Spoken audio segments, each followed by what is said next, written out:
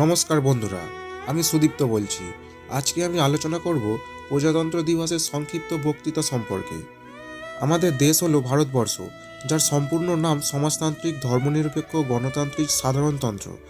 ভারতে 3টি জাতীয় দিবস পালন করা হয়: স্বাধীনতা দিবস, গান্ধী জয়ন্তী, অপরটি প্রজাতন্ত্র দিবস। 1947 সালে 15ই আগস্ট দীর্ঘ স্বাধীনতা আন্দোলনের ফলে ভারত ব্রিটিশ শাসন থেকে মুক্তি পায়। স্বাধীনতা লাভের প্রক্রিয়াটি সম্পূর্ণ হয় যুক্তরাষ্ট্রের সংসদে ভারতীয় স্বাধীনতা আইন পাস হওয়ার মাধ্যমে।